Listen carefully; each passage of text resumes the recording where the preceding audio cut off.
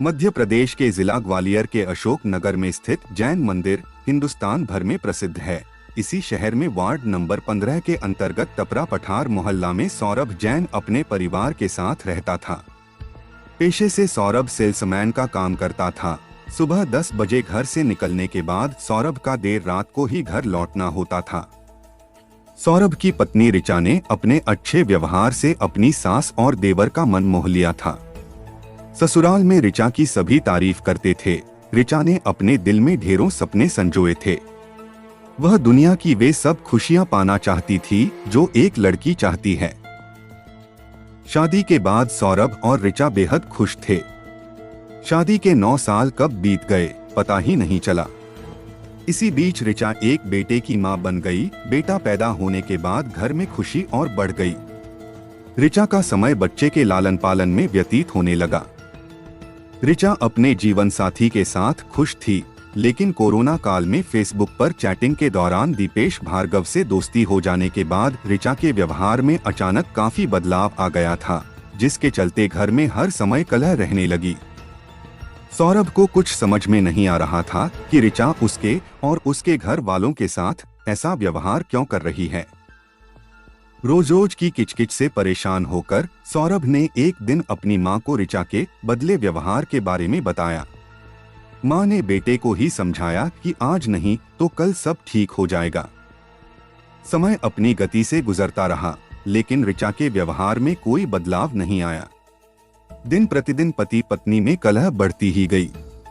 ऋचा के व्यवहार को देखकर सौरभ सोचता था कि इससे तो वह बिना शादी के ही हंसी खुशी से जीवन गुजार लेता। 27 वर्षीय ऋचा जैन बालाजी धाम कॉलोनी में रहने वाले 35 वर्षीय सौरभ जैन की पत्नी थी। बात तकरीबन 3 साल पुरानी 2020 में कोरोना महामारी में लगे लॉकडाउन के समय की है।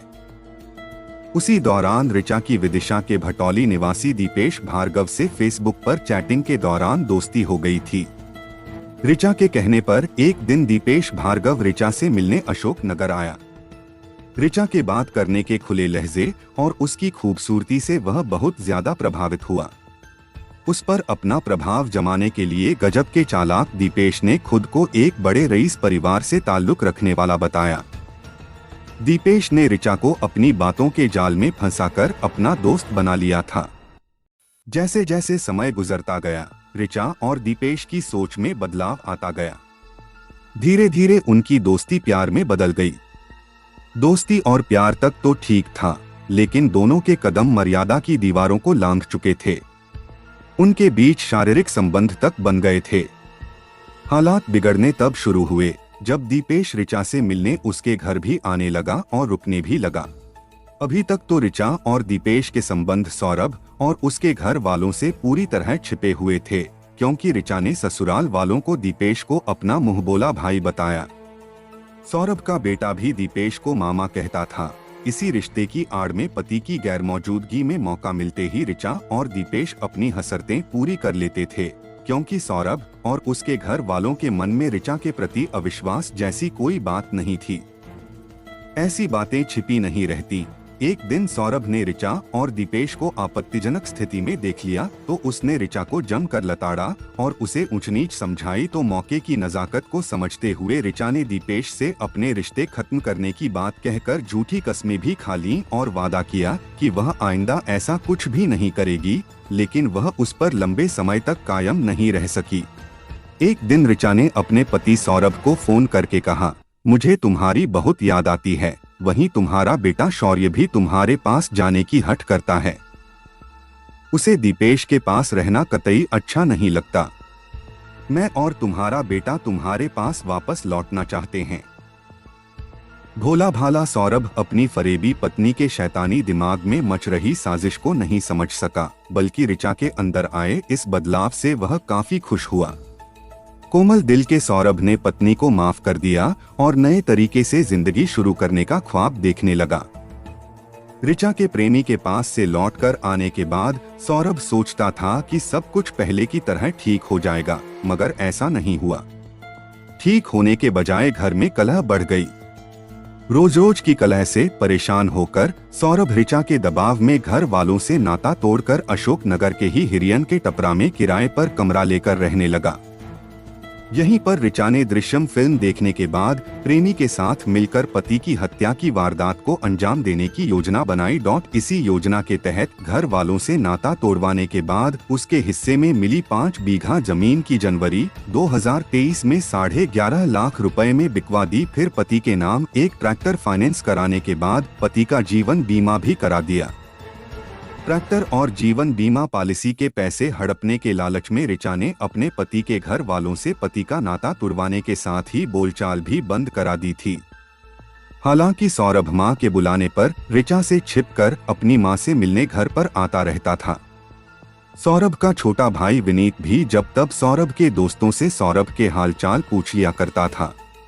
फरवरी महीने में सौरभ के हाथ में फ्रैक्चर हो गया तो अपनी योजना को अंजाम देने के लिए ऋचा ने अशोक नगर के ही दिनेश शर्मा की स्विफ्ट डिजायर कार भोपाल के लिए बुक की। 21 फरवरी 2023 की सुबह ऋचा अपने पति को बेहतर इलाज कराने जाने के बहाने कार लेकर अशोक नगर से पति को लेकर भोपाल के लिए निकली। सौरभ को क्या पता था कि पत्नी और उसके प्रेमी के मन में क्या चल रहा है। जैसे ही कार विदिशा जिले के शमशाबाद स्थित कोलुआ गांव में पहुंची, ऋचा ने ड्राइवर से यह कहते हुए कार रोकने को कहा कि अब हम लोगों का इरादा बदल गया है। आज सिरोंज में रुकने के बाद दूसरे वाहन से भोपाल जाएंगे। पैसे लेकर ड्राइवर के जाते ही ऋचा और उसका प्रेमी सौरभ को सुनसान जगह पर ले गए।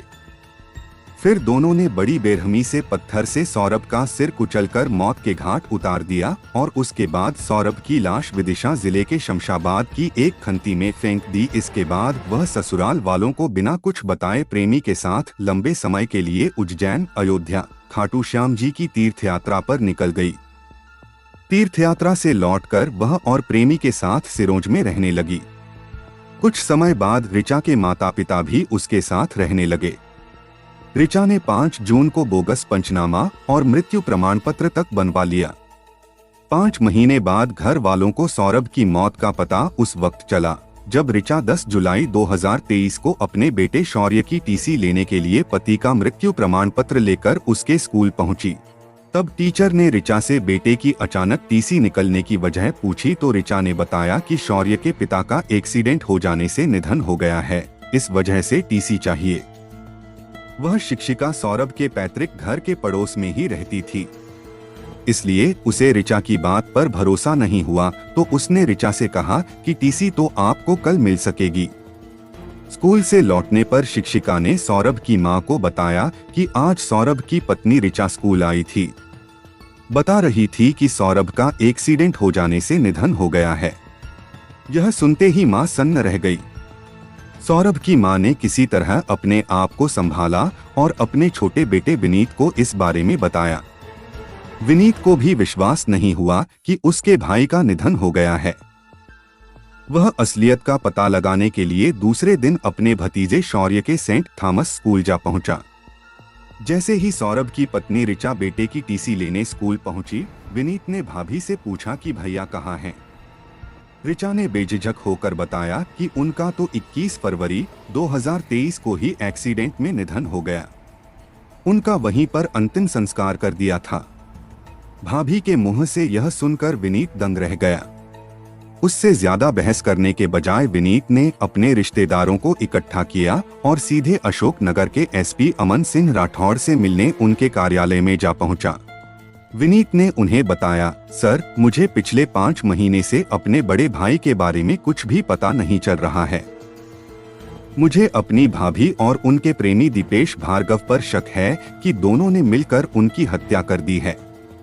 एसपी ने मामले की गंभीरता को देखते हुए इस मामले का जल्द से जल्द खुलासा करने की जिम्मेदारी कोतवाल नरेंद्र त्रिपाठी को सौंप दी। त्रिपाठी के नेतृत्व में SI Awadhesh Raghuvanshi, head constable Shailendra Raghuvanshi तथा टीम के सदस्यों ने कड़ी से कड़ी जोड़कर फरार ऋचा और उसके प्रेमी को गंज बासौदा से गिरफ्तार कर लिया।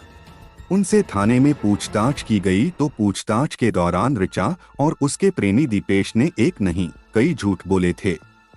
उनमें सबसे बड़ा झूठ तो यही बोला था कि सौरभ की हत्या करने के बाद उसके शव के टुकड़े करने के बाद बालाजी कॉलोनी में मकान की छत पर जला दिए थे।